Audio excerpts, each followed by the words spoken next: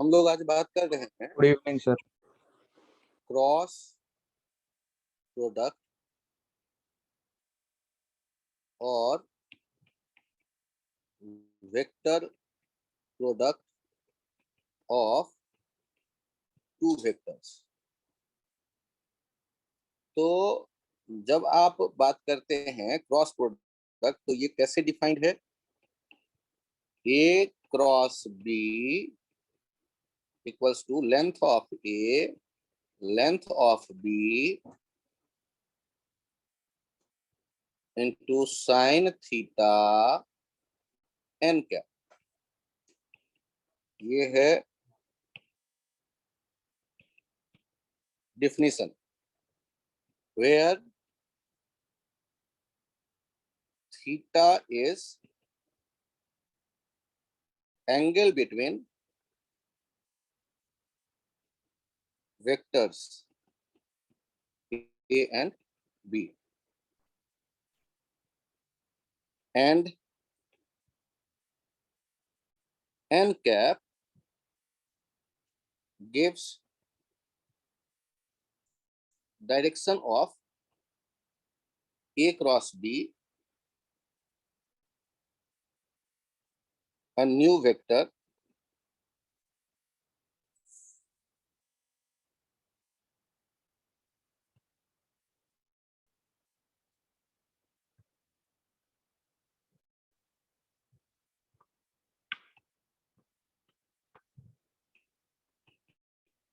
n cap is unit vector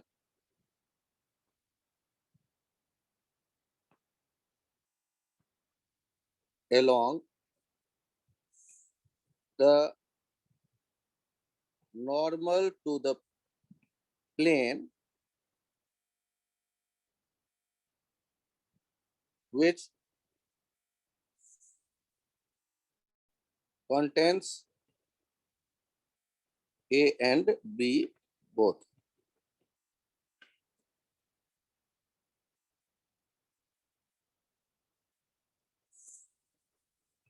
Direction of n cap is described by right hand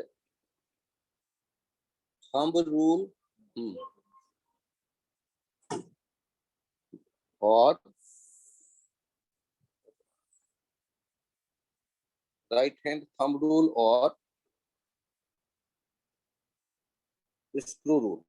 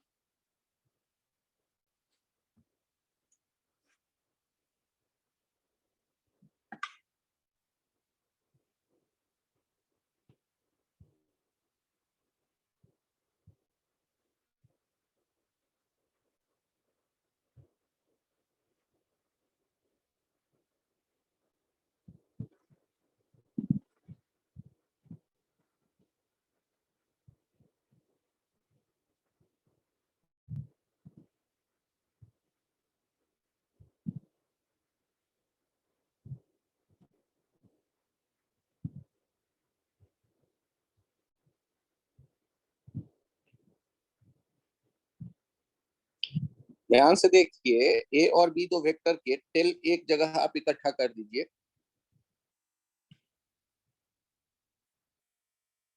और अब आप ए को B की तरफ रोटेट करिए। ये ऐसे रोटेट करिए ए को बी की तरफ।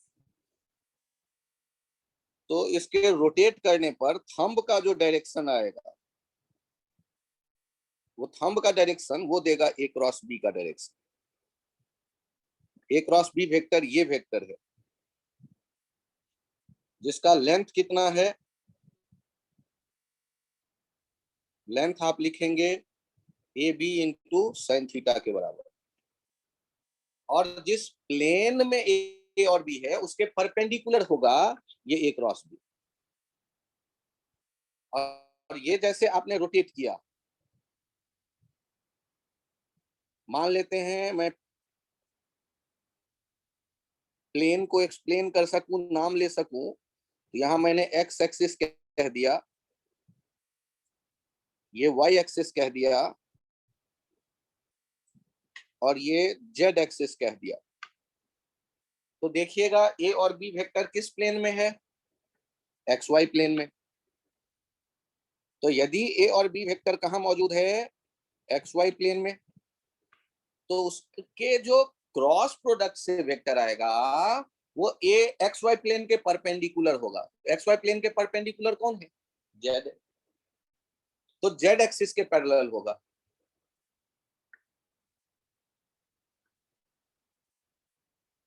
अब जेड एक्सिस के पैरेलल भी दो संभावना है, या तो पॉजिटिव जेड की तरफ या नेगेटिव जेड की तरफ।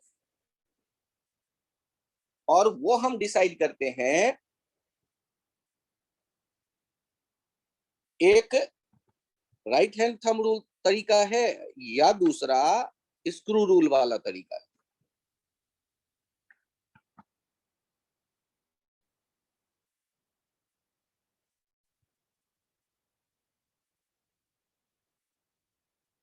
यहां तक यदि आप लिख चुके हो तो मैं पेज चेंज करूं। यस सर, लिखिए।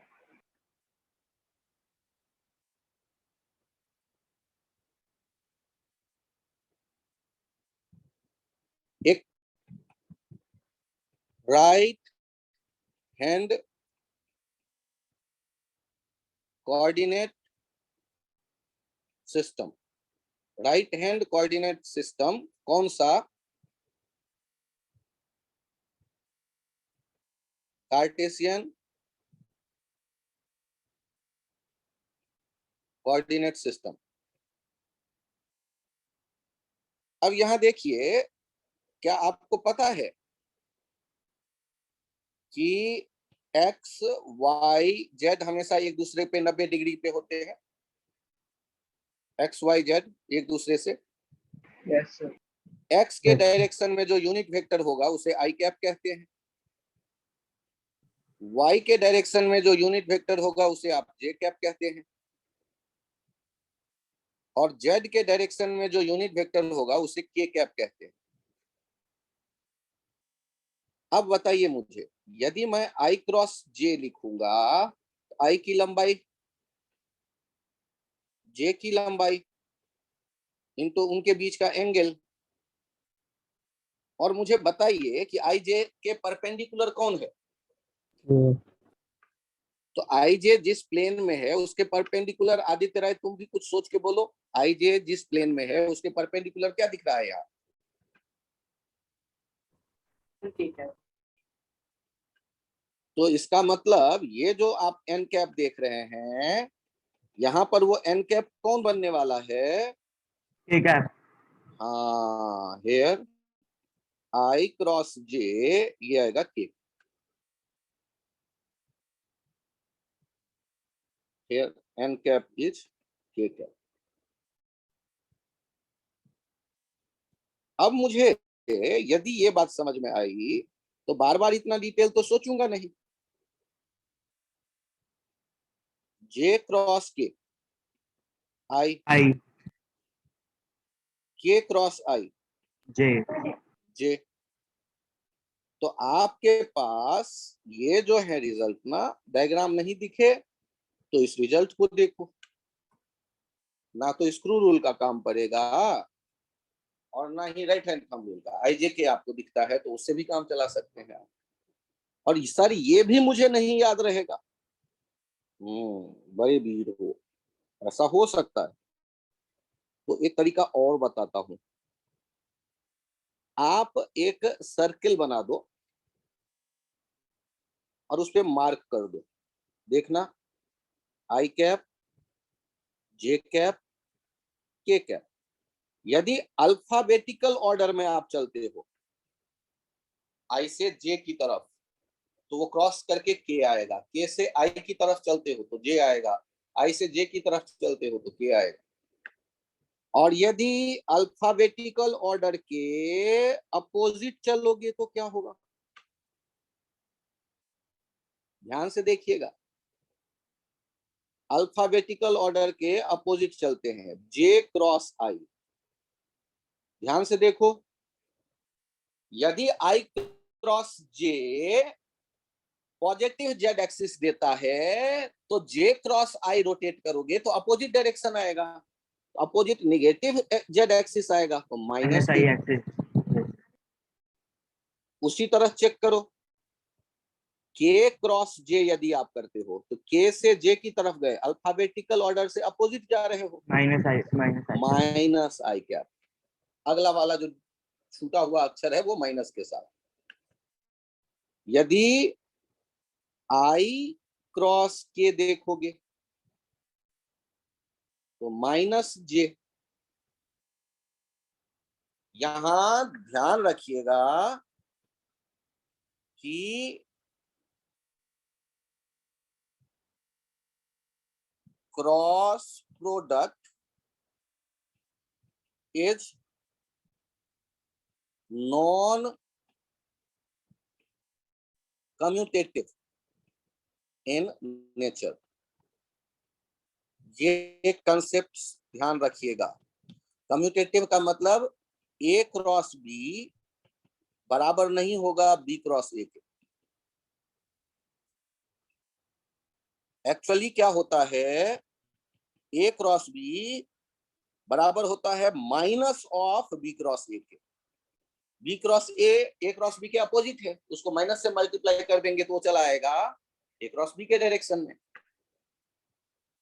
तो एक आइडिया ये ध्यान रखते हैं, इससे क्या पता चला आपको, यदि आई क्रॉस जे आता है के तो जे क्रॉस आई आएगा माइनस आई क्रॉस जे,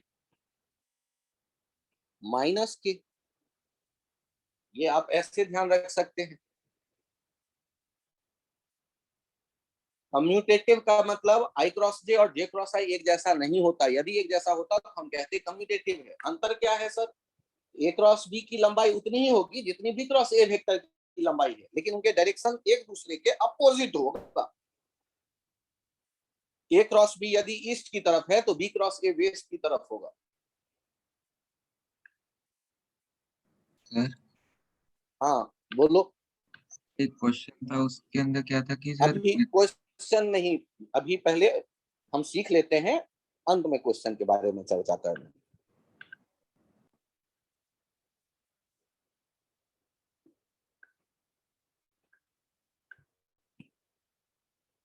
आप अब देखें, ए वेक्टर है 6i कैप और बी वेक्टर है,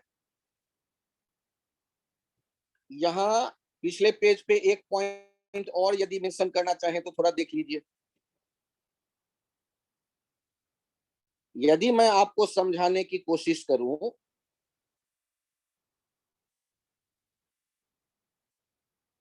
कि आई डॉट आई क्या, आई क्रॉस आई क्या होगा, आई क्रॉस आई क्या होगा, 1 साइन जीरो, और साइन जीरो क्या हो जाता है, जीरो।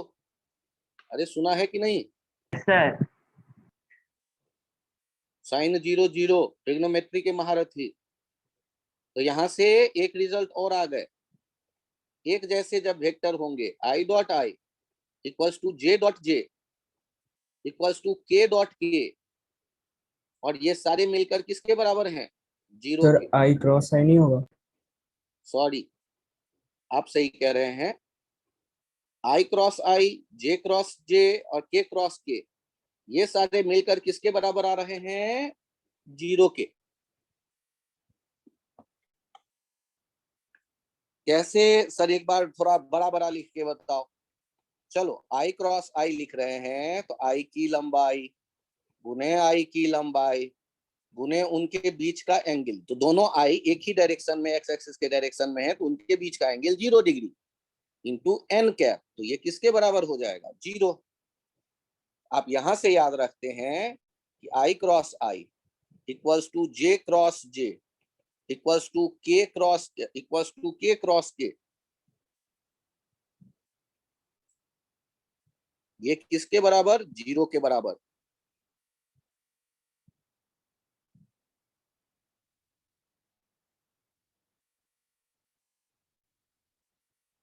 यदि ये पॉइंट आपको समझ में आ जाए तो बड़ी खुशी की बात। तो या तो कोई भी वेक्टर हो, उन्हें आप आईजेके में लिख लो। ये इंपॉर्टेंट है, लिखना तो सीखना पड़ेगा आपको। और उसके बाद हम लोग आई क्रॉस जे क्रॉस के में यदि वेक्टर लिखना सीख गए, आदित्य कान खुले रखना, आई क्रॉस आई कैप जे कैप के कैप में वेक्टर लिखना सीख गए, तो क्या उस वेक्टर को चित्र में दिखाना आता है तुम्हें? तो चित्र में दिखा लोगे। ए वेक्टर तुम्हें आई जे के में है, बी वेक्टर तुम्हारे पास आई जे में है, तो उनका क्रॉस प्रोडक्ट भी आई जे में ही आएगा। तो उनका चित्र बनाना यदि जानते हो तो बना लोगे, किधर है डायरेक्शन भी दिखेगा। आंखें खुले रखना, कान खुले रखना, क्योंकि तुम्हें राइट हैंड थंब रूल और स्क्रू रूल नहीं पता चल रहा है तो उसको छोड़ दो, अभी उसमें मत जाओ। आप तो यहां देखो जो आपके आंखें बंद करके भी दिखे। इस एग्जांपल में बताओ ए क्रॉस बी कितना होगा? 0। 6i cross 4i, 24i cross i, ये हो गया 0। एग्जांपल देखो, 3i और b है 4k। आदित्य तुम्हारी बारी है बालक, ए क्रॉस बी बोलो। तुम्हें दिखता विखता नहीं है, अकल कम लगाना और तब फॉर्मूला लगा के बोलो कितना आया ए क्रॉस बी। 12 आई कैप क्रॉस जे के कैप। और आई क्रॉस के कैप तो तुम्हें याद ही नहीं होगा, तो फिर से माइनस जे सर्किल कैप। बना। सर माइनस जे कैप। यहाँ देखना, जो भूल जाते हो, भुलक्कर हो, वो हमेशा साइक्लिक ऑर्डर में आई जे के लिख दो, एरो डाल दो। साइक्लिक ऑर्डर में चलोगे, आई क्रॉस जे तो के प्लस के आएगा, और आई क्रॉस के कर रहे हो तो माइनस जे आएगा। तो इस कारण से यहाँ क्या हो जाएगा? -12j। क्या डायरेक्शन दिख गया, या ये इसमें भी नहीं दिखा डायरेक्शन तुम्हें? नहीं सर दिख गया। तो काम हो गया तुम्हारा। अब नहीं रोना कि सर मुझे तो आता ही नहीं डायरेक्शन। चेक करो, 3i + 4j है ए, और बी है 2i, और हम जानना चाहते हैं ए क्रॉस बी कितना होगा? 3i + 4j cross 2i, 6i cross i plus 8j cross i। पहला हो गया 6 × 0, और j क्रॉस i कितना हो जाएगा? माइनस के, ऊपर वाला सर्किल देखो, -8k कैप। सर अब इसकी भी डायरेक्शन दिख। के माइनस के कैप होगी। हे राम, हे राम, यहाँ देखो तो इस सर्किल में क्या लिखा हुआ है, और बताओ j क्रॉस i क्या होगा बालक? सर माइनस के। तो मुझसे क्यों पूछते हो? सर मैं पूछा डायरेक्शन इसकी माइनस के कैप होगी। -k का मतलब जानते हो? Yes sir, Z. अमेरिका की तरफ, अरे बेवकूफ, -z की तरफ। ठीक है, तो Yes, इसमें टेंशन मत लेना कि सर मुझे राइट हैंड रूल नहीं आता, लेफ्ट हैंड रूल नहीं आता, कोई रूल नहीं आता, कुछ नहीं आता, लेकिन आईजे के तो जानना सीख गए ना, तो डायरेक्शन दिख जाएगा।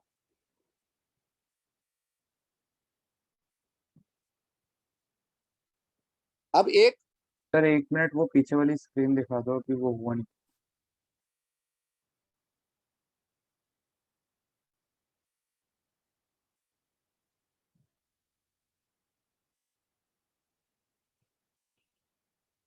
ये देखो 2i + 3j, बी देखो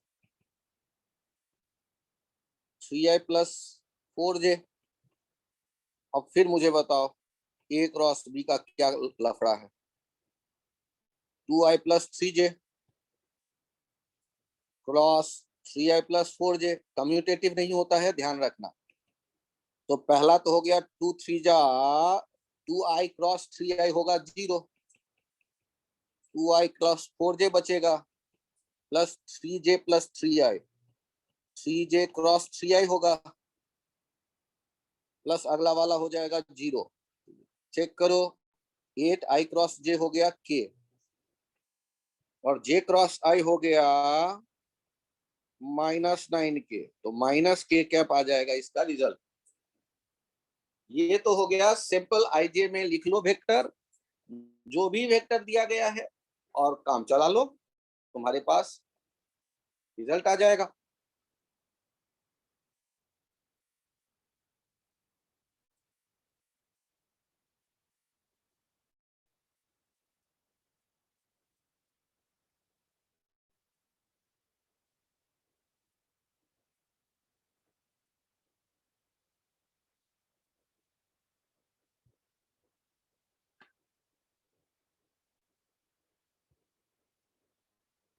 पेज चेंज करो।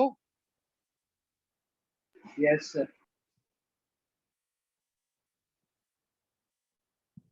एक टर्म आता है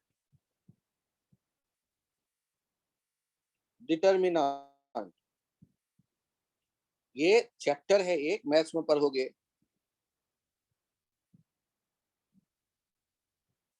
यहाँ यदि 2 लाइन खींचकर अरेंजमेंट लिखा होता है ए बी सी डी, तो इसका मतलब होता है ये एक नंबर है, उसका वैल्यू होगा A D minus B C. ये पूरे मैथमेटिक्स और फिजिक्स के दुनिया के लोगों को पता है। 2316 बताओ तो ये कितना नंबर को रिप्रेजेंट कर रहा है? 9 को into सर। 6 ऐसे और -3 ये into 1। -3 into 1, ये हो गया 6 दूनी 12 माइनस 3 दैट इज 9। 8217 बताओ कितने को रिप्रेजेंट कर रहा है? 54। तो बीच में ये क्रॉस लिखा नहीं रहता है, ये मन ही मन सोचना पड़ता है आपको। अगला कितना दिया था? 2 था क्या? Yes sir. 54। तो 8 into 7 ये डायगनली चलते हैं और फिर ये डायगनल दूसरा, बीच में माइनस साइन, 2 into 1 8 7 56 माइनस 2 54। कहानी में थोड़ा ट्विस्ट है। 137 215 113 ऐसे कुछ आ गया, तो ये भी एक नंबर को रिप्रेजेंट करता है। अब इसका वैल्यू कैसे निकालते हैं?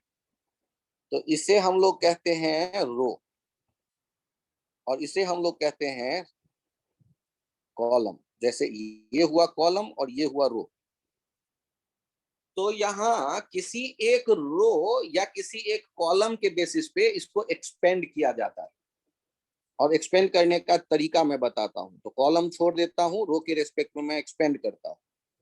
कोई एक की अच्छी प्रैक्टिस कर लेना और उसके बाद फिर चैप्टर जब पढ़ोगे तब महारत हासिल कर ही लोगे तुम लोग। ध्यान से देखना, पहला टुकड़ा हम लिखने वाले हैं 1 के साथ। ये रो के बेसिस पे एक्सपेंशन चल रहा है, ध्यान देना। तो 1 के साथ यदि हम लिखना चाहते हैं तो जो हम उसके गुजरने वाले रो और कॉलम है उसको कट कर देते हैं। बचेगा कौन? बचेगा जो उसे देखते हैं 1153 बचेगा। सर वो कहां पर बचा हुआ दिख रहा है आपको? ये वाला। यदि मैंने 1 के रेस्पेक्ट में एक्सपेंड किया है, तो 1 के रेस्पेक्ट में एक्सपेंड किया है तो क्या हो गया कि वहां से मैंने एक लाइन खींच दी है हॉरिजेंटल और एक लाइन खींच दिया वर्टिकल। तो जो बचे रह गए उनको ब्रैकेट में लिया। अगला फिर माइनस साइन लेंगे और फिर 3 के लिए हम एक्सपेंड करेंगे। तो यदि 3 के लिए हम एक्सपेंड करेंगे तो 3 से जाने वाला एक वर्टिकल एक हॉरिजॉन्टल लाइन खींच दिया। अब जो बचा उन्हें नोट करो, 2 1 5 3, ये 2 ये 1 ये 5 ये 3, और फिर प्लस। अब अगला जो होगा वो 7 के साथ मल्टीप्लाई होगा, और 7 से जाने वाला यदि मैं सोचता हूं तो फिर कौन दिखेगा? 2 1 1 1। बहुत बढ़िया। तो बच्चा दिख गया 2 1, क्योंकि 7 से जाने वाला मैंने लाइन खींचा ये, तो 2 1 1 1। और इनका एक्सपेंशन तो हम जानते ही हैं, ये ऐसे ऐसे देख लेते हैं, 1 into 3 minus 5 into 1, 2 into 3 minus 5 into 1, plus 2 into 1 minus 1 into 1 into 7। अब ये हो जाएगा 3 माइनस 5, ये माइनस 2, माइनस 3 2 6 माइनस 5 1 3, ये माइनस 1, तो ये हो गया 2। ये भी एक नंबर में बदल गया। जिन लोगों को ऐसा लगता है कि ये समझ में आया, प्लीज हैंड राइज करें। सर सेकंड टर्म के आगे माइनस है और थर्ड टर्म के आगे प्लस, ऐसा क्यों? ऐसा ही होता है इसलिए। ये 3 जो नंबर है वो कितने नंबर के रो में मौजूद है? सेकंड। और कितने नंबर के कॉलम में मौजूद है? सेकंड। अलग ऐसा तो फर्स्ट नहीं हो फर्स्ट। सकता। कौन सा रो है, कौन सा कॉलम है, फिर से बताओ। 3 जो लिखा हुआ है ये, जिसको मैंने circle, second row first column है। नहीं, कॉलम होता है पिलर खड़ा हुआ, तो वो है सेकंड कॉलम और फर्स्ट रो। रो माने जिस लाइन में आप लिखते हो वो रो, और कॉलम उसके परपेंडिकुलर। Okay sir. तो कॉलम और रो के नंबर को ऐड करके यदि वो ऑड आता है तो माइनस पीछे लिखते हैं, 3 के पीछे माइनस, और यदि वो इवन आता तो 3 के पीछे वो प्लस वाला साइन रखते। 1 के बारे में बताओ तो, 1 के बारे में बताओ तो, जो पहला वाला 1 है वो कौन सा रो कौन सा कॉलम?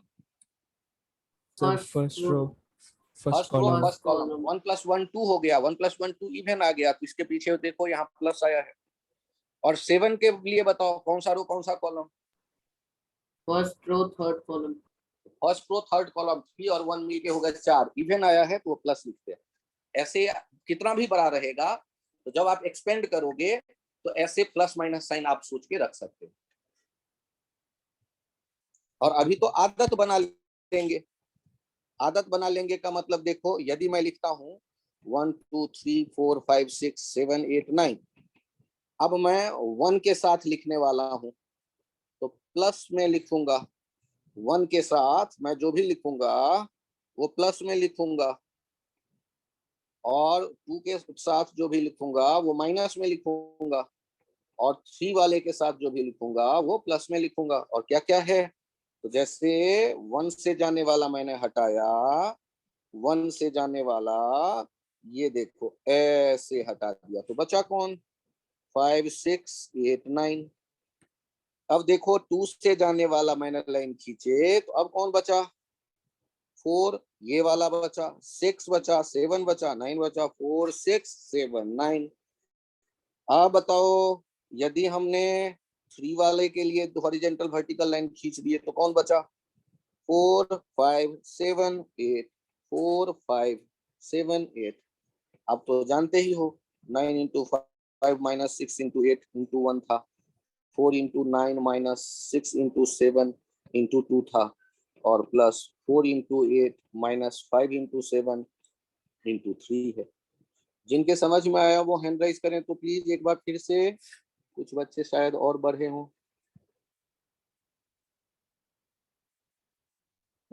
बहुत बढ़िया, बहुत बढ़िया, बहुत बढ़िया। अब एक बार और आगे बढ़िए, यहां देखिए, if a equals to a1i plus a2j plus a3k and b equals to B1I plus B2J plus B3K. Then A cross B equals to, ध्यान दीजिएगा, IJK, और पहले जो है A1 A2 A3 और उसके बाद जो है B1 B2 B3। अब यहां देखना, I वाला टुकड़ा माइनस J वाला टुकड़ा प्लस K वाला टुकड़ा। यहां देखो A1 B3 minus A3 B, sorry A2 A2 B3 B3 minus A3 B2। अगला वाला देखो A1 B3 minus A3 B1। अगला वाला देखो A1 B2 minus A2 B1। काम खत्म। सर मेरे समझ में नहीं आया, कोई बात नहीं, ध्यान से देखना एक बार। ये आई कैप माइनस ये जे कैप प्लस ये मॉड के कैप। अब देखो तो कैसे डाटा रखेंगे। पहले मैंने आई वाला सोचा, ये लाइन खींचा, A1 A3 sorry A2 A3 B2 B3 बचा रह गया, ये वाला बचा रह गया। देखना, यदि तुमने J वाले से सोचा तो कौन सा बचा रह गया, A1 A3 B1 B3। और यदि K वाले से सोचा तो कौन बचा रह गया, A1 A2 B1 B2। और अब आप चेक कर लो क्या हो जाएगा, A2 B3 minus A3 B2 I cap, A1 B3 minus A3 B1 J cap plus A1 B2 minus A2 B1 के कैप। जिन लोगों के समझ में आया वो हैंड राइज कर दें प्लीज।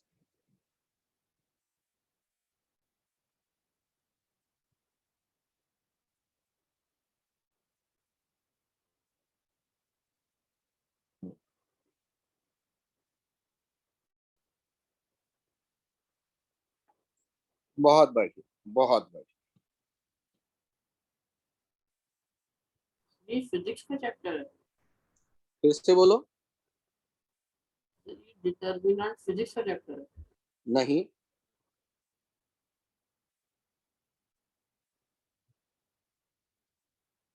लेकिन एक लाइन सोचना, mathematics is language of physics. अब तो नहीं रहोगे, सर क्यों सिखा रहे हो।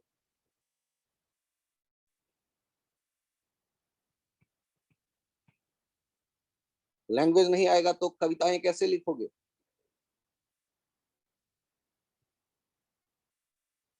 Okay sir.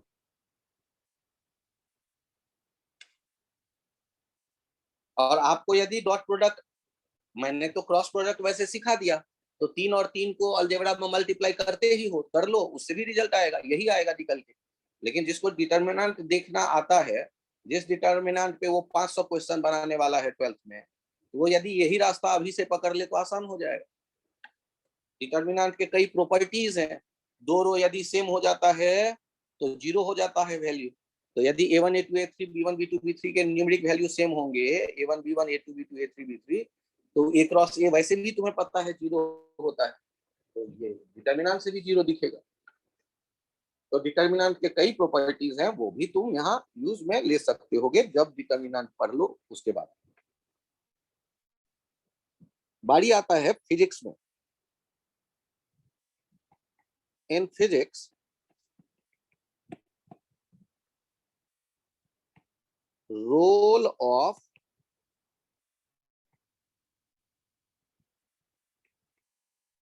टॉर्क, टॉर्क के लिए ये ऐसे एक टेढ़ा मेढ़ा सिंबल लिखते हैं, इसे पढ़ते हैं tau, TAU। Role of torque in rotation is same as role of force in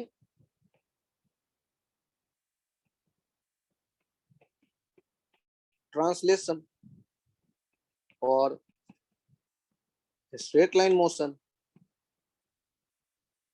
अब मुझे बताओ फोर्स क्या करता है? Force changes linear velocity,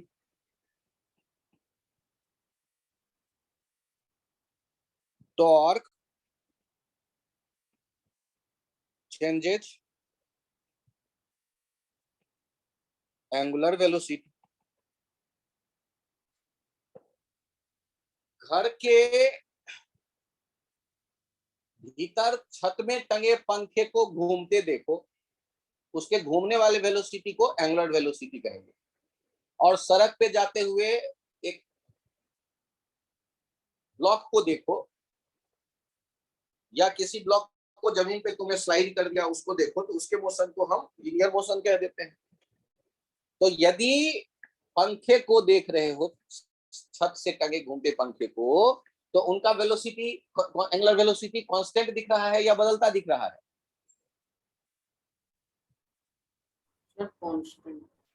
constant दिख रहा है। इसका मतलब उस पे लगने वाला टॉर्क 0 होगा, क्योंकि यदि वेलोसिटी कांस्टेंट होता है तो फोर्स नहीं लग रहा है, या अनबैलेंस्ड फोर्स 0। ये हमने क्लास 9th में पढ़ा है। ये मत कहना कि सर आपने कब पढ़ा दिया, मैंने अभी नहीं कुछ पढ़ाया। सर ये टॉर्क आपने यदि होता 9th क्या है? पास किया है तो फोर्स का मतलब क्या है? जल्दी बताओ। पुश और पुल से काम चल जाएगा? फोर्स वो क्वांटिटी है जो वेलोसिटी बदलता है, जो किसी ऑब्जेक्ट के वेलोसिटी को बदल सके। जानते हो ना फोर्स कौन है? Yes sir. जो किसी वेलोसिटी को बदल सके। तो टॉर्क कौन होगा बताओ? जो किसी ऑब्जेक्ट के एंगुलर वेलोसिटी को बदल सके। घर में घूमने वाले पंखे के स्विच को ऑफ कर दो, तो क्या अब भी velocity constant, angular velocity constant दिख रहा है, या स्लो होता दिख रहा है पंखा? तो स्लो होता दिख रहा है, मतलब वहां टॉर्क एक्ट कर रहा होगा।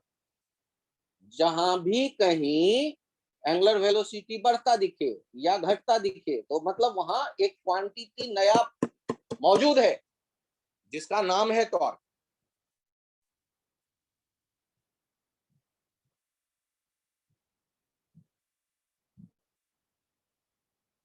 छोटा सा डिफिनीशन, एफ बराबर जो भी तुम जानते हो, टॉर्क बराबर आर क्रॉस एफ। ये छोटा सा डिफिनीशन है।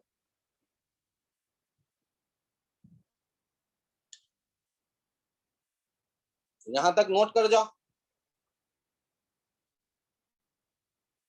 और एक एग्जांपल है,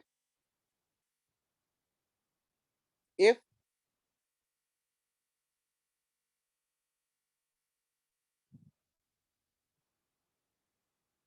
F 3i plus 2j plus 4k and R, जहां फोर्स एक्ट कर रहा है जिस पॉइंट पे, उसका ओरिजिन से पोजीशन वेक्टर है R, 2i plus j plus k। Circular motion पढ़ेंगे तो एंगुलर वेलोसिटी पे दिन रात चर्चा करेंगे। अभी छत पे घूमते पंखे को बोलूं क्या कि 60 किलोमीटर पर आवर से तुम्हारा पंखा घर से भाग गया दिल्ली की तरफ?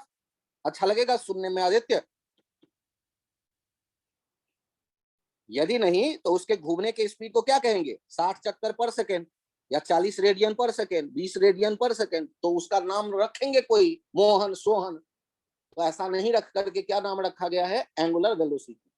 घूमने वाले ऑब्जेक्ट का एंगल के रेस्पेक्ट में ना वेलोसिटी बोलोगे, कितना एंगल घूमा कितने देर में। इससे ज्यादा अकल अभी मत लगाना, इतना भी अकल लगा लो तो बड़ा काम हो गया। इतना समझ में आया या नहीं? इतना समझ में आया या नहीं? वो भी नहीं बोलेगा। अरे बालक, पंखे के घूमने को तुम कैसे एक्सप्लेन करोगे बताओ? 4 मीटर पर सेकेंड। नो तुम्हारा सर, पंखा क्या 60 किलोमीटर पर आवर से भाग गया घर छोड़ के? No sir. तो कैसे बोलोगे? ऐसा बोलो कुछ जो तुम्हारे भी समझ में आए। न्यूटन जो मर गया वो भी जीवित हो तो उसके समझ में आए और मेरे भी समझ में आए। कहो कि सर 1 सेकंड में 6 चक्कर लगा लेता है, मैं समझ जाऊंगा। और 1 चक्कर माने होता है 2 पाई रेडियन, तो 12 पाई रेडियन पर सेकेंड हो जाएगा। ये बात भी नहीं समझ में आई या ये बात समझ में आई? आगे सर। सर ये 1 सेकंड में 6 चक्कर का क्या मतलब है? अरे गधे, धीरे धीरे घूमेगा तो कुछ तो गिनती कर पाओगे। घूम रहा है तो नहीं दिख रहा है तुम्हें, लेकिन चक्कर लगाएगा। स्विच ऑन करके बंद करके छोड़ दो और घड़ी लेके देखो 1 सेकंड में कितना चक्कर लगाया। नहीं लगाया तो चेक करो 1 घंटे में कितना चक्कर लगाया। बोल दो 1 चक्कर 1 घंटे में। इतना रद्दी पंखा रखा होगा तो सोच लो कितना हवा आता होगा तुम्हारे छत के पंखे से। 1 घंटे में 1 चक्कर लगाया तो क्या बोलोगे? हमारा पंखा बड़ा रद्दी है, उसका एंगुलर वेलोसिटी है 1 चक्कर पर आवर, मतलब okay 2 sir. Pi radian per hour. ये बात समझ में आई या ये भी नहीं आई? यस सर, ये समझ।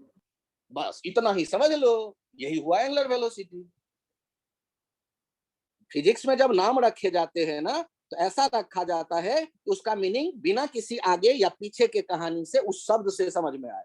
एंगुलर वेलोसिटी मतलब चलने की बात कर रहा होगा और एंगल के हिसाब से, और तब अपनी अक्ल को दौड़ा लो तो डिफिनेशन समझ में आ जाएगा। आर का वैल्यू लिख रहा हूं 2i plus 1j plus 3k। Then find torque. The torque आप क्वेश्चन नोट कर लो और डिफिनीशन बगल में देख लो। यदि आपको डिफिनीशन ये पता है और आपने डिफिनीशन, मैंने इसीलिए कहा था कि क्रॉस का तुरंत यूज नहीं होगा। क्रॉस का यूज होगा जब रोटेशन चैप्टर पढ़ेंगे, उससे पहले यूज नहीं होगा और उसमें भी कम यूज होता है। जब मैग्नेटिज्म में जाते हैं तो ज्यादा यूज करते हैं, लेकिन एक दो एग्जांपल तो नहीं बनवाऊंगा तो कैसे काम चलेगा? तो एफ देखो, आर देखो और बताओ मुझे टॉर्क। सब कोई अपने अपने कॉपी पे कैलकुलेट करके।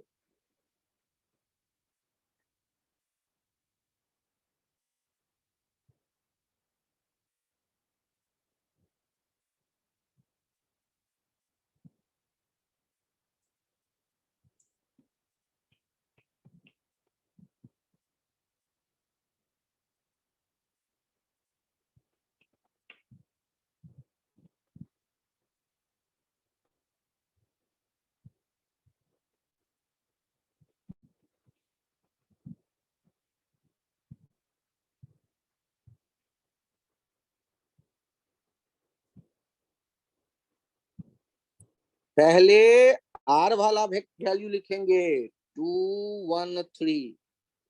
पहले एफ लिख दोगे तो गलत हो जाएगा, और फिर एफ वाला वैल्यू रखोगे 324 और अब शुरू हो जाओ। 1 into 4 minus 3 into 2 I cap minus 2 into 4 minus 3 into 3 j cap plus 2 into 2 minus 1 into 3 k cap। कितना आ गया? 4 minus 6 minus 2 I cap, 4 दूनी 8 minus 9 plus j cap, 4 minus 3 plus k cap। ये आ गया रिक्वायर्ड टॉर्क। Required torque.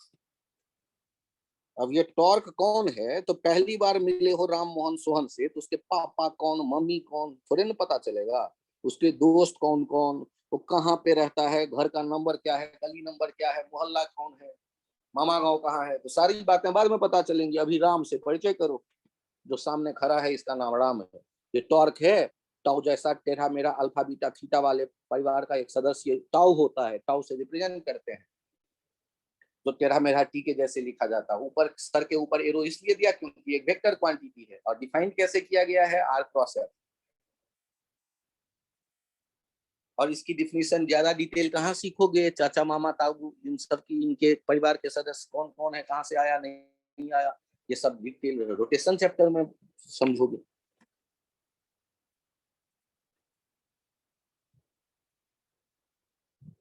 लिख लिया? जिन लोगों के समझ में आया वो हैंड राइज करें, ये कैलकुलेट करना।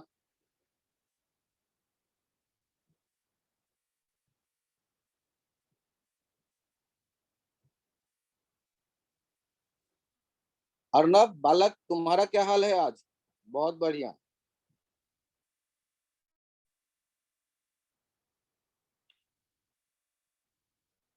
बहुत बढ़िया, बहुत बढ़िया स्केच।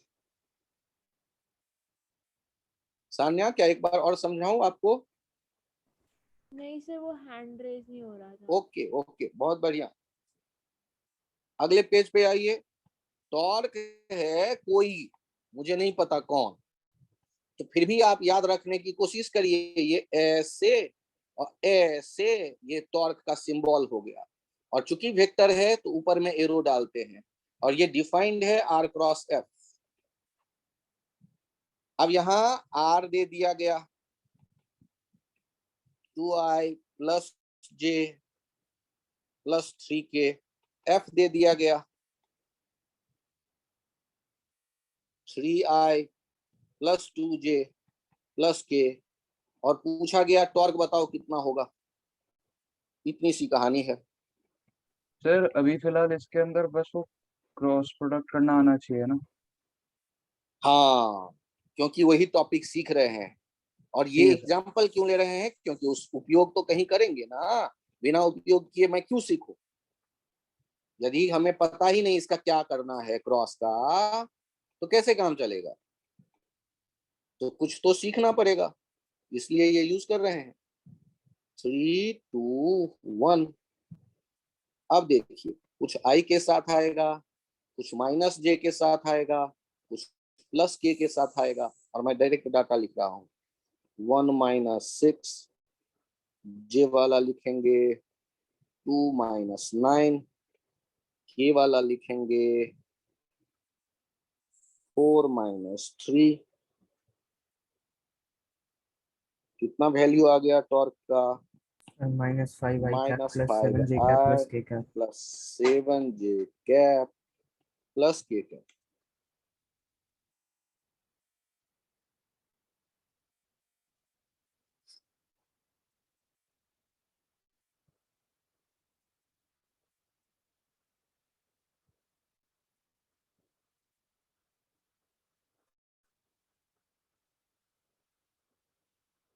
पेज चेंज करूं?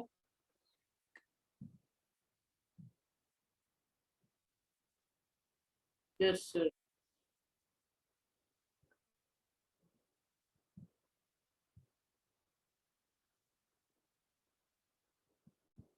If the force F 2i plus 3j plus k is acting on point B 3 4 7, then find the torque due to this force with respect to the point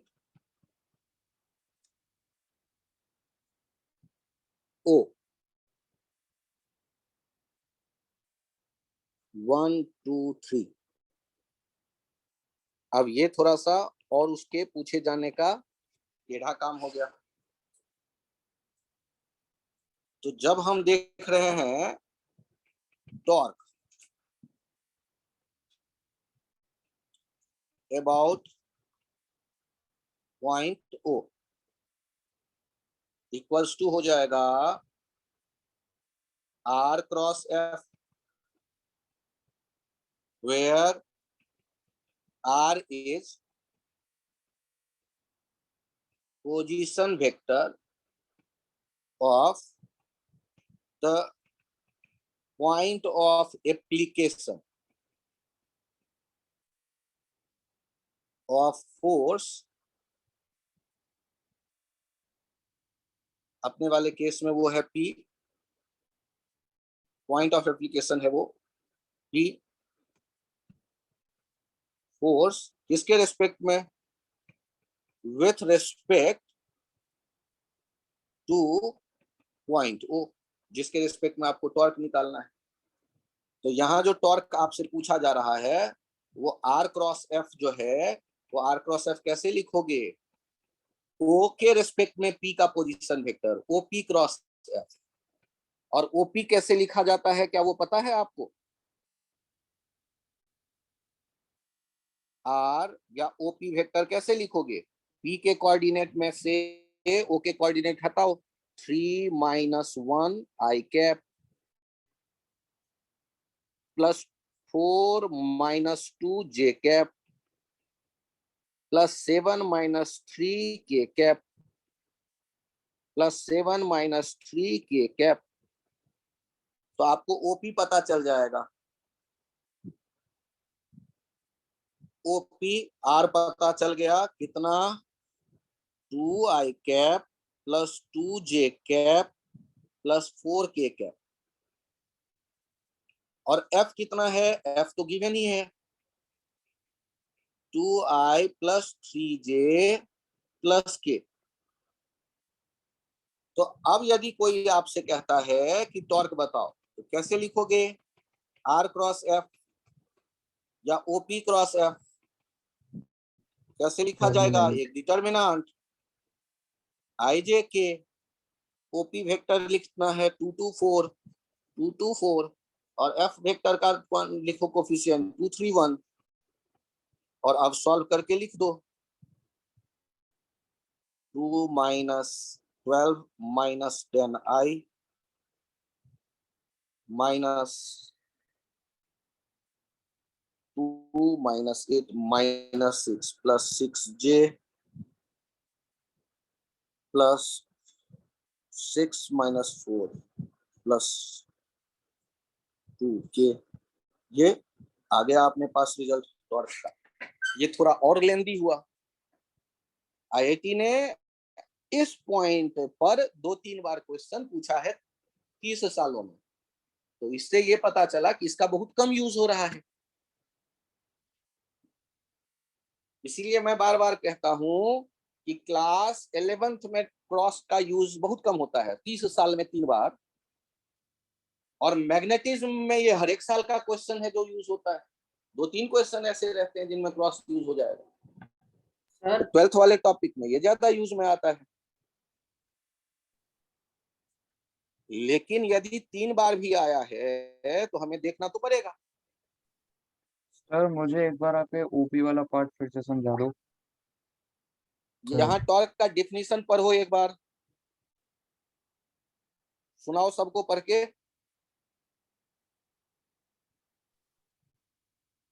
torque about point O, zero मत समझना, equals to R cross F, where R is position vector of of the point of application of force with respect to the point P, जो क्या है, जो P क्या है, point of application. Point of application कौन सा है, अपने एग्जांपल में पॉइंट ऑफ एप्लीकेशन कौन सा है, क्वेश्चन पढ़ के देखो तो। हाँ, point of application of force with respect to the point of. तो आप A के रेस्पेक्ट में B का पॉइंट बताओ तो, पोजीशन वेक्टर। एक O पॉइंट है, एक A पॉइंट है और एक B पॉइंट है। ये है 2 3 7 और 9 12 13। और आपसे कहता हूं position of B with respect to A, कैसे लिखोगे, position of B with respect to A, 7I cap plus 9 तो ये AB हो जाएगा, यही वेक्टर होगा AB। वो 9 - 2I cap plus 12 - 3J cap plus 13 - 7 cap. ये बात समझ में आ गई? हाँ तो जी सर। तुम्हारे पास O था और P था, तो OP हो गया वो R। और कैसे लिखोगे, XP - XO I cap plus YP - YO J cap plus ZP - ZO K cap. अब बात समझ में आई या नहीं? हाँ जी सर, आ गया। सर इसमें ओपी तो डिस्प्लेसमेंट होगा। ओपी डिस्प्लेसमेंट होगा ये तो मैंने नहीं कहा। मैंने क्या किसी ऑब्जेक्ट को धकेल के ले गया हूँ ए से बी तक, ऐसा कह रहा हूँ? ये तो मैं नहीं कह रहा। यदि किसी ऑब्जेक्ट को धकेल के मैं ए से बी कह रहा तो ये वेक्टर डिस्प्लेसमेंट वेक्टर कहलाएगा। नहीं तो ए से खड़े होकर किसी को तुम रास्ता बताते हो बी तक जाओ, तो क्या बताओगे उसे कि एक्स के डायरेक्शन में 9 - 2 यूनिट चलो, वाई के डायरेक्शन में 12 - 3 यूनिट चलो, और जेड के डायरेक्शन में 13 - 7 यूनिट चलो। तो ए पर हो तो बी पे पहुंच जाओ। ये बात समझ में आई? Position vector of B with respect to A का मतलब। हाँ जी सर। यस सर, ये समझ आ गई, पर रेडियस क्यों लिया गया? क्या क्यों लिया गया? ये रेडियस आर होता है, ये क्या मैंने लिखवाया है? क्या मैंने आर को रेडियस कहा है? पढ़ के देखो तो, यहाँ डब्बे को देखो तो, पढ़ो तो, क्या लिखा है? R is radius. क्या लिखा हुआ है? आर। पोजीशन। आर इज तो द तुम रेडियस पोजीशन क्यों ऑफ समझ द। रहे हो अपनी बुद्धि से? हम सर मेरे बुद्धि में आर माने रेडियस होता है, उससे मैं जीवन भर नहीं बदलूंगा, तो लुढ़क जाओगे फिर। कॉन्टेक्स्ट के हिसाब से मीनिंग बदलता है। यहाँ आर क्या है? पोजीशन वेक्टर है, इट इज नॉट रेडियस। ये है डिफिनीशन। इसको डिफिनीशन कर दो, बेहतर डिफिनीशन लिखो, बेहतर डिफिनीशन।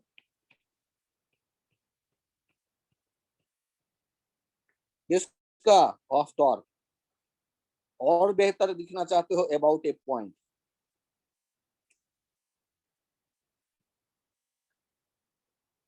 एक बेहतर डिफिनीशन है ये, टॉर्क अबाउट ए पॉइंट। तो कोई ना कोई पॉइंट अभी तक सर पीछे वाले में आपने जब कोई पॉइंट नहीं कहा तो किसके अबाउट टॉर्क निकाला? ओरिजिन के अबाउट, 0 0 0 के अबाउट। क्योंकि पोजीशन वेक्टर को आर कहते हैं, ये तो बताया ही है काइनेमेटिक्स के शुरू में।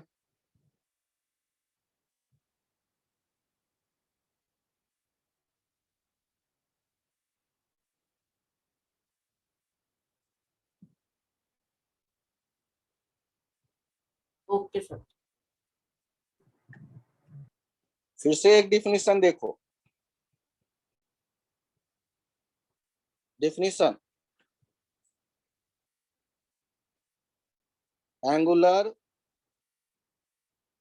मोमेंटम, इसको कैपिटल एल से शो कर देते हैं जनरली, या कुछ किताब कैपिटल जे से शो कर देता है। Angular momentum equals to R cross M V. यदि कोई पार्टिकल हो एम मास का, उसका स्पीड भी है या वेलोसिटी भी है, और हमने देखा कि वो पार्टिकल जहां है उस पॉइंट का पोजीशन वेक्टर है आर, तो एंगुलर मोमेंटम अबाउट ओरिजिन देख रहे हैं पार्टिकल का, ये क्या हो जाएगा? R cross P. जहां पी क्या होता है? पी होता है लीनियर मोमेंटम, और आर होता है position vector of the particle. ये एंगुलर मोमेंटम एक नया क्वांटिटी है जिसको जीवन में पहली बार देख रहे हो, तो इसलिए उसको तुम पहले अपने दिमाग में इकट्ठे डाटा से तो रिलेट कर ही नहीं सकते। एक नया खोली बनाओ दिमाग में, उसमें रख दो इसे ले जाके। आज पहली बार तुमने सुना एंगुलर मोमेंटम। यदि कोई पार्टिकल जिसका मास m है v स्पीड से चल रहा है, और उसका पोजीशन किसी मोमेंट पे है वेक्टर r,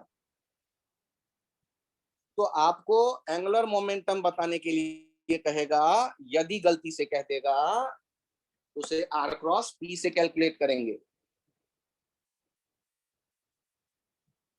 यदि उतना लिखने में आलस आए तो सीधे L equals to R cross P याद करेंगे। और क्वेश्चन में आपके, मैं क्रॉस प्रोडक्ट क्यों सिखाऊं? मुझे मैथ्स थोड़े ना पढ़ाना है। ध्यान से देखो, if m is 2 kg, v है 2i plus 3j plus k, and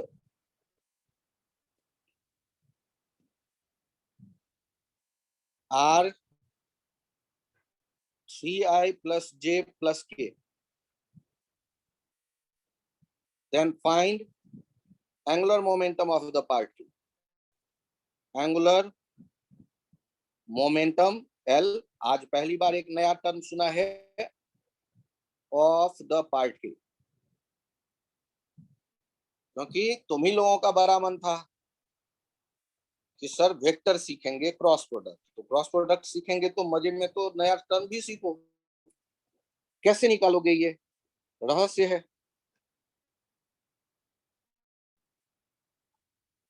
तो कोई रहस्य वहस्य नहीं है, बहुत सिंपल सा आइडिया है।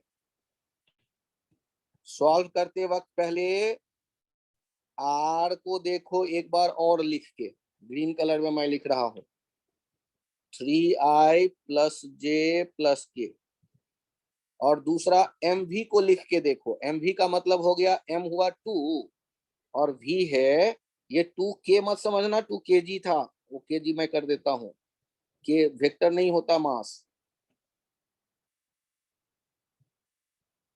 2 into 2i plus 3j plus के, और ये कितना हो गया, ये हो गया 4i plus 6j plus 2k। और अब तुम ढूंढ रहे हो L, L कैसा लिखते हैं, R क्रॉस P या R क्रॉस MV। अब तुम्हारे पास डिटर्मिनेंट वाला आइडिया है, इनको रख दो डिटर्मिनेंट के भीतर डाटा,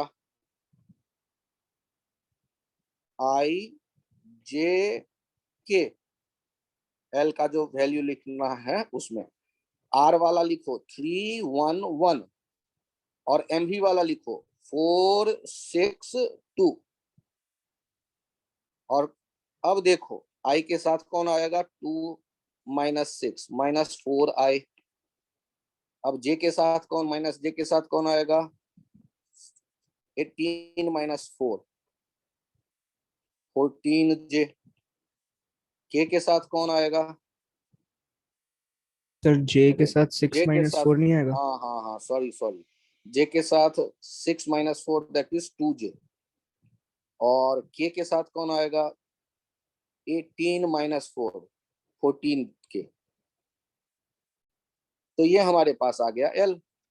भले ही L से मेरी पहली मुलाकात है, लेकिन यदि मैंने क्रॉस प्रोडक्ट सीखा है तो मैं L कैलकुलेट कर लूंगा, और यदि क्रॉस प्रोडक्ट नहीं आता है तो एंगुलर मोमेंटम हमसे नहीं निकल के आएगा।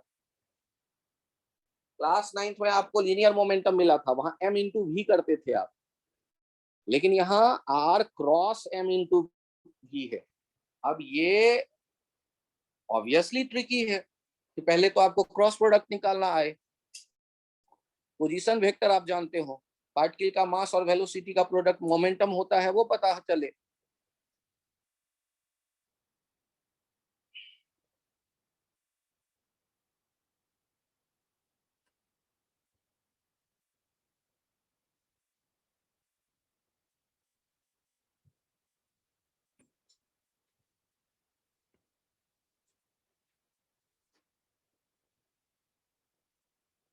पेज चेंज करूं,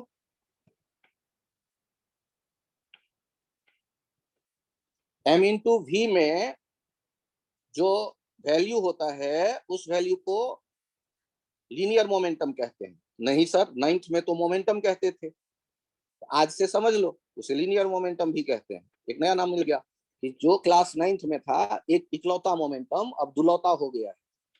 उसके दो नाम कौन से हैं, एक है लीनियर मोमेंटम, एक है एंगुलर मोमेंटम। थोड़े बड़े हो गए आप, 9th से 11th में चले आए तो मोमेंटम दो तरह के दिख गए, linear momentum, angular momentum. Angular momentum को कभी कभी कहते हैं,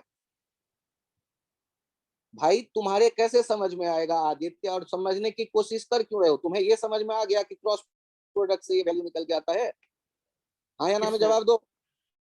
तो उससे ज्यादा तुम्हारे चुटिया में कैसे आएगा ये, क्योंकि ये चैप्टर मैं थोड़े रोटेशन में पढ़ा रहा हूँ, अभी हेडिंग लिखवाया है कि मैं रोटेशन पढ़ा रहा हूँ।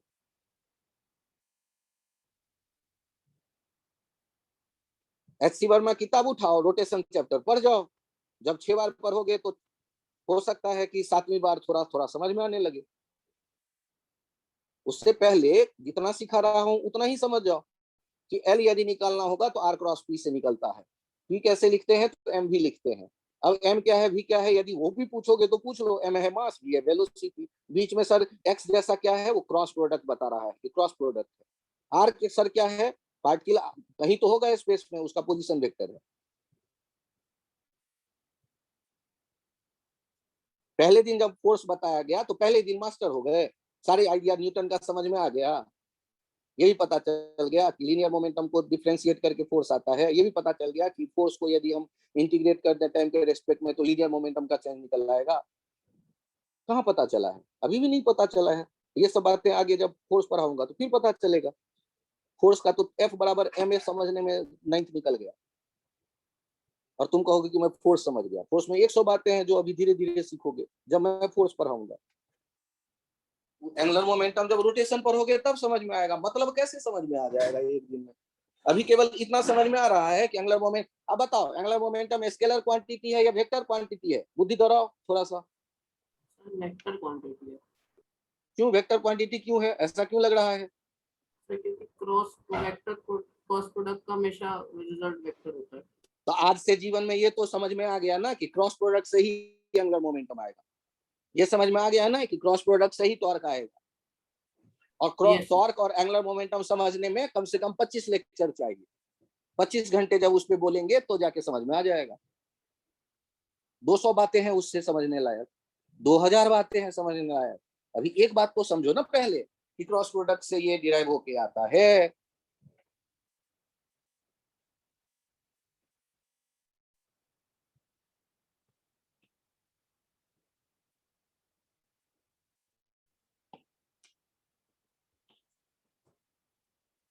यहां ध्यान दो, टॉर्क जो कहते थे, कई किताब इसे लिखता है जो जो वो भी नहीं समझ में आएगा, लेकिन लिखो कॉपी पे।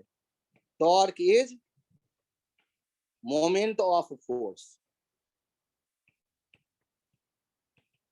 एंगुलर मोमेंटम इज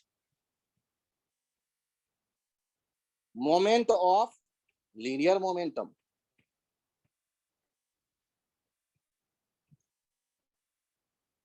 किताब ये लिखता है, तुम भी लिखना चाहो तो लिख दो।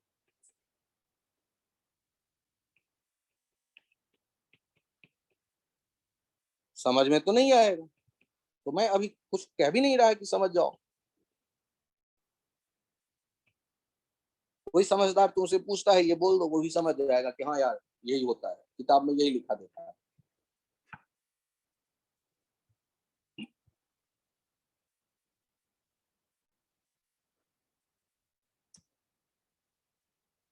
सर के छत के ऊपर जो सीलिंग फैन घूम रहा है उसका मोमेंटम वर्ड बेकार है। उससे एसोसिएटेड वर्ड जो काम का होगा वो एंगुलर मोमेंटम होगा, क्योंकि घूम रहा है।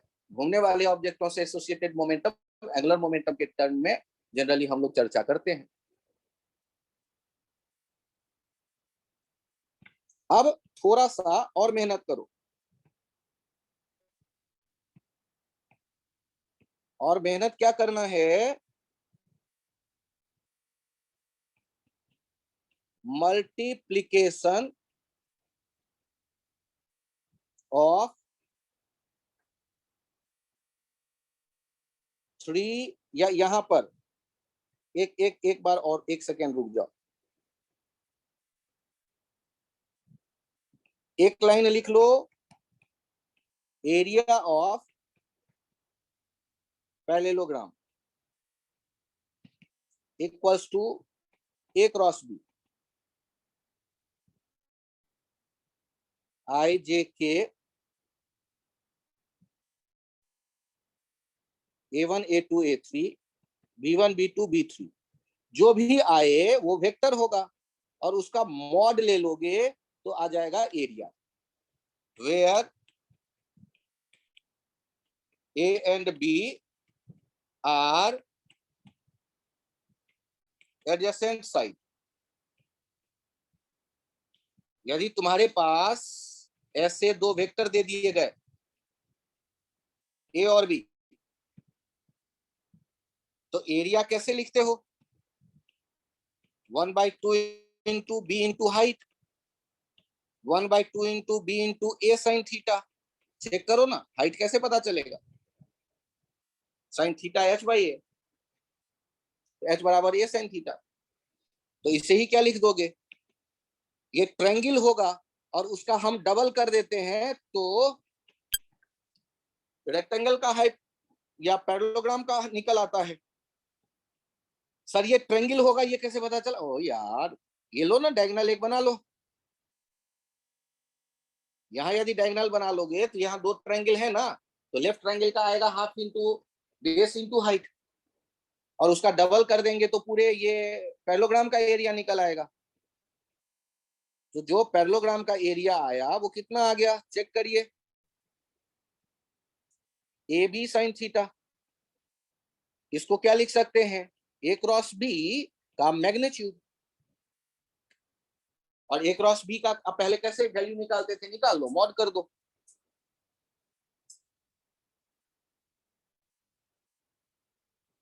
क्योंकि ए क्रॉस बी जो है एक वेक्टर देगा, और आपको यदि एरिया केवल मीटर स्क्वायर में चाहिए और एरिया का क्लास 12th में यूज करेंगे वेक्टर की तरह, तो वहां जाके देखेंगे एरिया का डायरेक्शन कन्वेंशनल डायरेक्शन नॉर्मल के लॉन्ग लेते हैं, और आपको पता ही है ए क्रॉस बी का डायरेक्शन ए बी प्लेन के नॉर्मल के लॉन्ग होगा।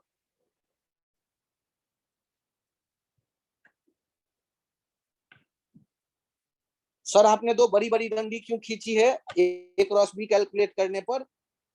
ए क्रॉस बी का मॉड मैग्नीट्यूड लेना था इसलिए। जैसे आया मान लो C1 i cap plus C2 j cap plus C3 k cap, तो एरिया हो जाएगा under root C1 square plus C2 square plus C3 square.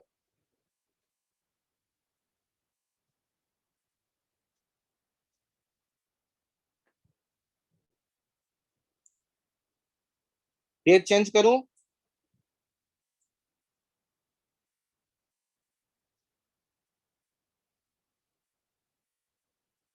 Class 8th 9th तक कोई डायरेक्शन नहीं होता बालक, 11th में भी कोई डायरेक्शन नहीं होता, लेकिन 12th में आओगे तो थोड़ा मैच्योर हो जाओगे, वहां बताया जाएगा कि एरिया के साथ भी एक डायरेक्शन एसोसिएटेड है। तो उतना में पहुंचोगे तब ना बताऊंगा, अभी तो मॉडल लेके बता दिया ना एरिया का वैल्यू, तो तुम खुश हो जाओ ना, तुम्हारा काम बन गया। अभी तक का तुम ही उछल रहे थे और एरिया बताओ एरिया बताओ। यहाँ देखो, मल्टीप्लीकेशन ऑफ 3 वेक्टर्स, मुझे बताओ तो क्या ये सही है? A dot B dot C, क्या ये सही है एक्सप्रेशन? तो ए डॉट बी से एक नंबर आएगा और उसको सी के साथ तुम डॉट प्रोडक्ट कैसे कर सकते हो? बेकार। अच्छा चलो बताओ, ए क्रॉस बी क्रॉस सी हो सकता है या नहीं? यस सर, हो सकता है। हाँ, तो इसके जो रिजल्ट आएंगे वो वेक्टर आएंगे या स्केलर आएंगे? Vector vector. तो इसको कहते हैं vector triple product, vector triple product.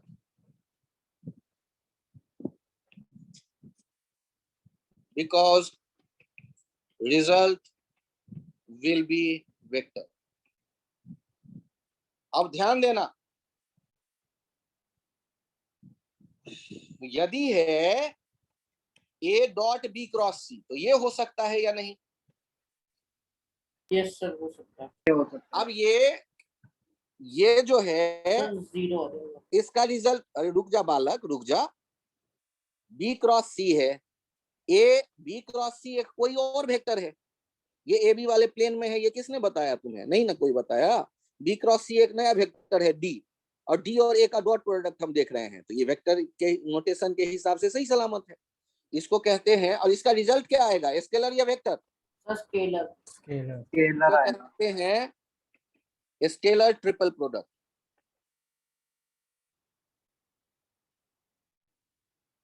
gives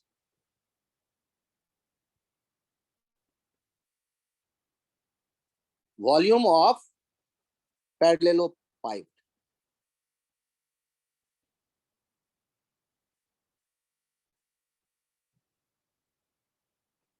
Having adjacent sides A, B and C,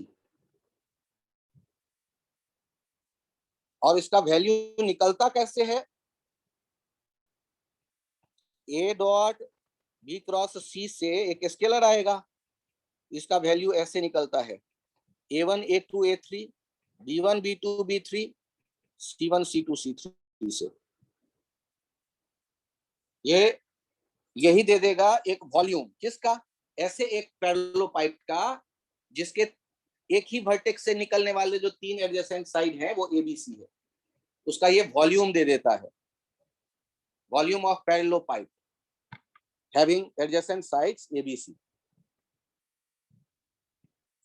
और ये डिटर्मिनेंट से निकलता है इसका वैल्यू। आप तो वैसे भी B क्रॉस A निकाल लोगे, फिर A के साथ डॉट कर लोगे तो निकल के आएगा, लेकिन ये डायरेक्ट डिटर्मिनेंट निकाल लेना फायदेमंद है। ये फिजिक्स में वही पैरेलल पाइप का वॉल्यूम कोई पूछे तो काम आएगा, लेकिन फिजिक्स में नहीं यूज करते इसको। फिजिक्स में हायर लेवल्स में यूज करते हैं, या 12th के मैथ्स में ये यूज में आएगा ज्यादा। लेकिन फिर भी कुछ बच्चों का बड़ा मूड रहता है, मैं ये भी करूंगा वो भी करूंगा, तो 12th का उठा लो, पढ़ जाओ किताब वेक्टर का। और अगले वाले के लिखने का एक तरीका है A cross B cross C का। ध्यान से देखना, ये B वेक्टर के साथ कुछ लिखेंगे, माइनस आएगा, और फिर C वेक्टर के साथ कुछ लिखेंगे। तो B वेक्टर के साथ क्या लिख रहे हैं? A dot C।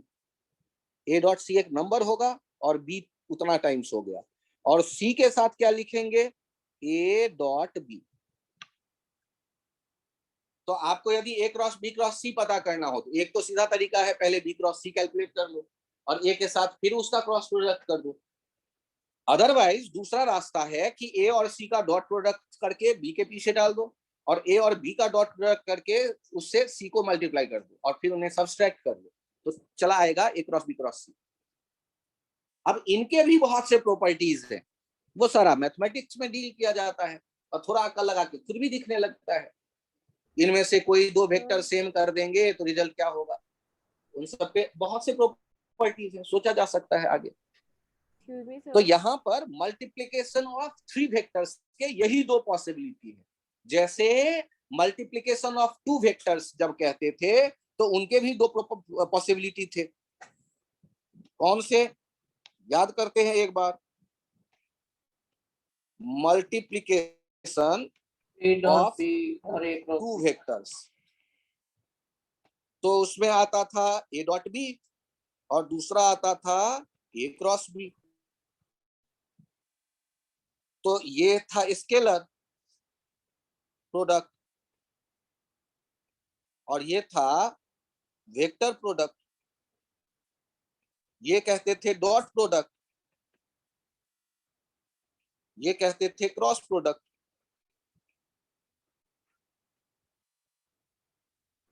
सर हाँ सर एक बार आप बता सकते हैं, जब तीन वेक्टर का हम डॉट प्रोडक्ट करते हैं तो वो क्यों पॉसिबल नहीं है?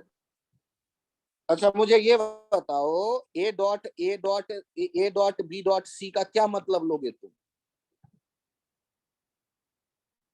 सर पहले हम A वेक्टर A और B का डॉट प्रोडक्ट करते हैं, उसका C वेक्टर के साथ डॉट प्रोडक्ट करते हैं। और A dot B cross C का क्या मतलब लोगे तुम? सर B और C का क्रॉस प्रोडक्ट करना, फिर A के साथ डॉट प्रोडक्ट करना। तो B और C का क्रॉस प्रोडक्ट करके जो आता है उसको मान लो आया D, तो D एक वेक्टर है ना, तो डॉट प्रोडक्ट किसके किसके बीच में एप्लीकेबल है? तो दो वेक्टर के लिए ना डिफाइन करते हो। और यहाँ A डॉट B से जो नंबर आएगा ये क्या आ जाएगा? ये एक नंबर आएगा, स्केलर, ये एक स्केलर आएगा। तो स्केलर का तुम C के साथ थोड़े ना डॉट प्रोडक्ट करने वाले हो, डॉट प्रोडक्ट के लिए दो वेक्टर होने चाहिए। Okay sir. सर वो A डॉट D में हम फिर आप कह रहे थे कि डिटर्मिनेंट लगाते, सर डिटर्मिनेंट कैसे A लगाएंगे? डॉट D, ध्यान से सुनो, A डॉट D जो भी होगा वो एक स्केलर नंबर होगा। अब तुम्हारे पास यदि a है a1i 2i plus 3j plus 4k, b है 2i plus 5j plus k, और c है 8i plus 3j plus 2k। अब बताओ, यदि मुझे चाहिए a dot b cross c, तो मैंने क्या कहा कि मैंने कहा आपसे कि एक काम करो 2 3 4 2 5 1 8 3 2 लिख लो और रिजल्ट जो आ जाए यही हो गया, एक ही लाइन में रिजल्ट दिख जाएगा। क्यों लफड़े में पढ़ते हो कि पहले बी क्रॉस सी निकालूंगा फिर ऐसे डॉट प्रोडक्ट करूंगा? यही आने वाला है जो सामने का डिटरमिनेंट आएगा, उसी से वो प्रूफ किया गया है कि सामने का डिटरमिनेंट वही रिजल्ट देगा जो बी क्रॉस सी और फिर उसके साथ ए के डॉट करने पर आने वाला है।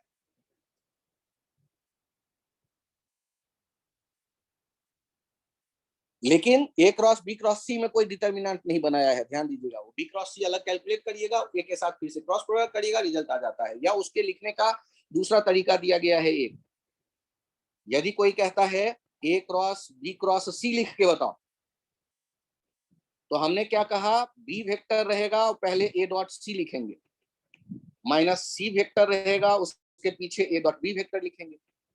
डॉट प्रोडक्ट आता है आपको, ए डॉट सी से एक नंबर आएगा, ए डॉट बी से एक नंबर आएगा, ए डॉट सी से जो नंबर आया वो बी को उतना टाइम्स कर दो, और ए डॉट बी से जो नंबर आया सी को उतना टाइम्स कर दो, फिर उस बी वाले में से सी वाले को घटा लो, तो आ जाएगा ए क्रॉस बी क्रॉस सी। और इनको साइक्लिकली रोटेट करते हैं साइक्लिक ऑर्डर में, तो रिजल्ट एक ही जैसा आता है, A cross B cross C, B cross C cross A, C cross A cross B. Alphabetical order में इनमें किसी को भी ब्रैकेट में ले जाके रखते हैं, एक एक शिफ्ट कर देते हैं, तो एक ही रिजल्ट आता है। अब ये मैं आज वाले इस तरह के सारे लेक्चर जो आज दिया है मैं शेयर भी कर देता हूँ, उन्हें भी देख लीजिएगा घर में एक बार। अभी के लिए इतना ही, thank you, bye bye. Thank you sir. Thank you sir. Thank you sir. Thank you.